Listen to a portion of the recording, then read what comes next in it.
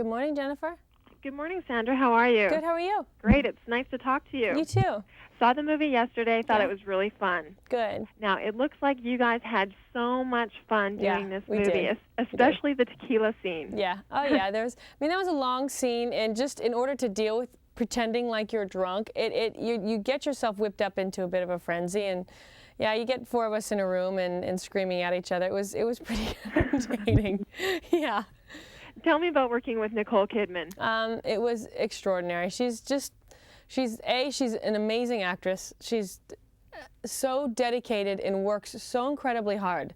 It's amazing. I mean, when you watch her do her work and balance her kids and her family, it's pretty impressive, the energy that she has. She would come in only having had 3 hours of sleep and dealing with kids that were sick, and you know, it's a balance, but she manages to do it, and I learned so much from her, and we got along really well. You know, that was what we really wanted out of this film, was here's, you know, women supporting each other rather than, you know, stealing each other's husbands in a film. And I don't think that's done enough. And we really wanted to get that across, because it's a great little love story between the two sisters, I think.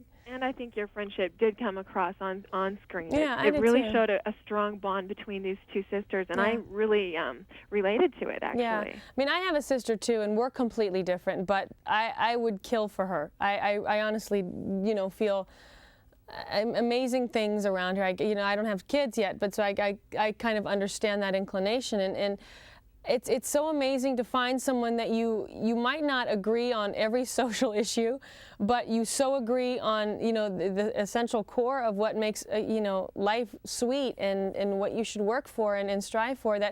That's what we got. And it was so nice to be across from another girl and have fun and giggle and do funny things and deal with the heartbreaking issues, but always having someone there to support you who would completely understand where you were at that time. I got very lucky with her, very lucky. Right. Well, in this movie, your character as a young child casts a spell for true love and for a type of man that just doesn't exist. Doesn't exist, yeah. What's your idea of the perfect man? I don't think he exists either. So. But it's not going to stop me from throwing that out there. I think we all have sort of the wish list that we would like, and a lot of them are from childhood and expectations that are, you know, unreachable. But, you know, I think what everyone else pretty much wishes for, a lot of laughter, kindness, you know, someone to challenge you, and someone that you can look at and go, okay, I might hate you this week, but there's a reason I'm with you for life, and it's because I know down the line I'll love you again. And just to be able to fight for that, find something worth fighting for. And we all are so into immediate gratification that it's hard for us to wait for the perfect thing. And that's what I'm learning. You know, you just have to teach yourself patience, because it's out there for all of us, just not right when we want it. It might not happen till we're 80, and that's a long time to wait, you know. When we spoke to Aiden's wife, Elizabeth, she told us that when she sees Aiden on the big screen, when she goes to these screenings and sees him in these love scenes and these kissing scenes, that she just gets all bothered and punches him, and he ends up being just black and blue. Now, I know from this one, I'm sure he's going to get quite a beating, because this is some kissing scene that you have with him. Yeah, it's a good kiss, but you know what? She has nothing to worry about. I mean, I've never seen anybody. Well, I have, but Aiden loves his wife so much. And you see it the minute she walks on set, and he talks about her all the time. So, I mean, I know for a fact she's incredibly secure. And I mean, it's playful punching. Yeah, it's uncomfortable. If I was with somebody who was kissing somebody on screen and they looked like they liked it, I'd be a little upset. I would understand it, but I'd hit them. I'd beat them about the head and neck area. Yeah. I do the same thing she did. How does your significant other, or even perhaps your mom and dad, feel about seeing you on screen kissing somebody, or in a hot and steamy love scene? I'm presently not in a relationship, so I don't have that. I mean, I've been in a relationship where each of us has seen the other one doing that, and it's hard. It is hard. I mean, it's hard. There's no denying. I can't say, oh, I know you love me, but when they do it, like I said, if they look like they love it, you just kind of, your heart aches. My parents, it's a little uncomfortable. Every time it happens, I have to turn my head and pretend like I'm not watching it, because I don't want to see them watching it. Yeah. I don't want them seeing me in an intimate situation like that. It's kind of odd. It's a little weird. Strange. Yeah. Now, what's the most romantic thing anyone's ever done for you? Oh God, I've been really lucky in that department. You know,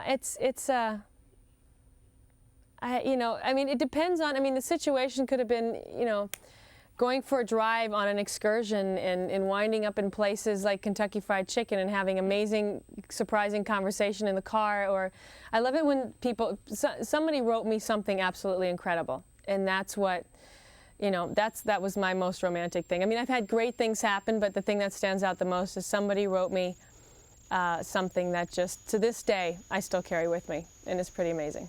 Oh, wow. Yeah. Now, with Christmas right around the corner, what's the best Christmas present you've ever had?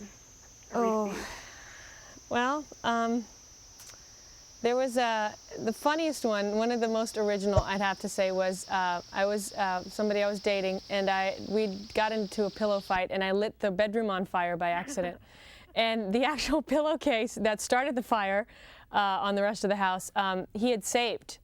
And he had it put between two panes of glass and framed it piece by piece, even though half of it was okay, the other half was completely charred and burnt, but pieced together and put it together so it's like art hanging in my house. So we call it Bonfires in the Bedroom.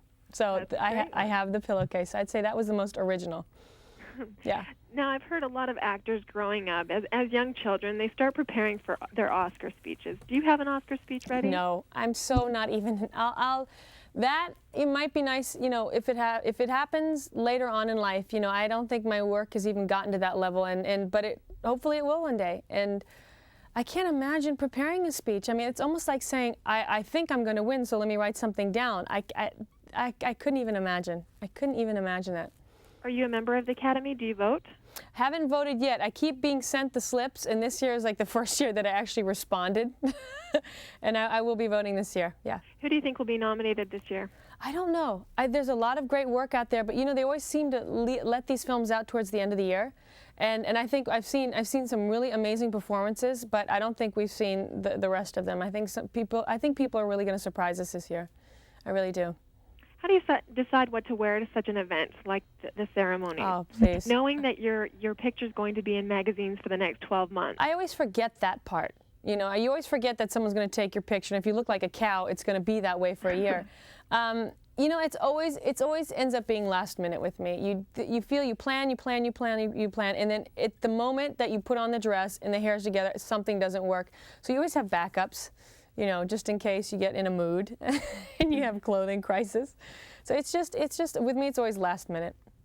Now, we like to ask certain actors and actresses what kind of things they dream at night. Julia Roberts told us that she dreams of the Dalai Lama. Uh-huh.